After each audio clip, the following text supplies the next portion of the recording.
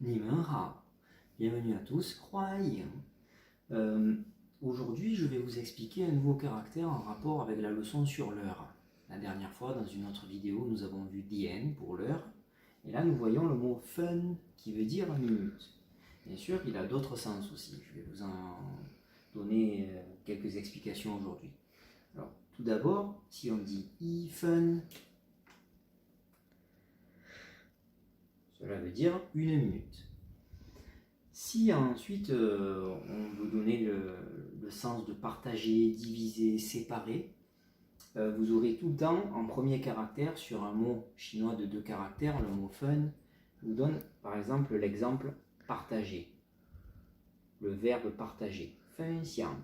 Xiang, on ne l'a pas vu en caractère, donc je le mets en pinyin.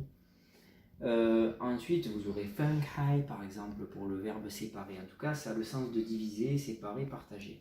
Donc, si votre vidéo, ma vidéo, pardon, vous plaît, vous pouvez partager votre vidéo et même ma chaîne en disant wo fen xiang, je partage.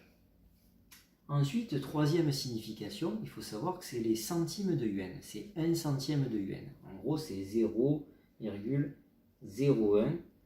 yuan. Bon, il faut savoir que maintenant, i-fun, si vous en entendez parler, mais malheureusement de moins en moins, c'est le centime de yuan qui vaut, donc, comme j'ai dit, 0,01. Ça vaut pas grand chose, donc il est en train de disparaître en Chine au niveau de la monnaie chinoise. Mais sachez qu'en tout cas, c'était dans la monnaie chinoise. Dernière signification, à l'école par exemple, quand on met des notes, on en reparlera, les Chinois notent sur 100 et non sur 20. Ils parlent de fun, ils vont dire par exemple pour nous un 18, ça va être che, pas, fun, 18 points, donc une note de 18. Mais si vous êtes dans un match par exemple, à n'importe quel sport et que vous mettez des buts ou des points, on va parler de fun aussi. Donc ça pourrait être utilisé pour les nombres de points dans un match ou dans le sport. Pour terminer, avec l'étymologie. Il y a 2 clés. Alors, il y a la clé principale qui est la clé de 8, donc le caractère 8, qui est la clé de 8, mais ça veut dire la clé de la séparation aussi. Séparer, séparation, d'où la signification ici de ce verbe.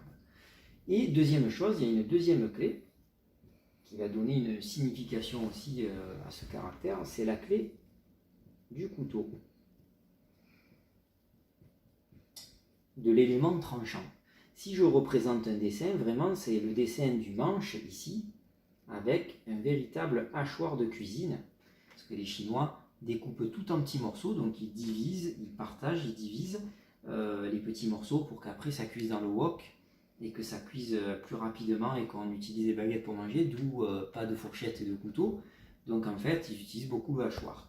Et ça pourrait nous aider ici pour l'histoire du caractère, pour s'en rappeler, parce que bien sûr, première chose, ils divisent, ils partagent les aliments en petits morceaux pour la cuisine, mais aussi, il faut savoir qu'il y a une sorte de cuisson à la minute. Quand vous commandez des plats en Chine, dans les 5 minutes vous les avez, ils ont déjà été prédécoupés, et après, ils ont juste à la mettre dans le wok à haute température.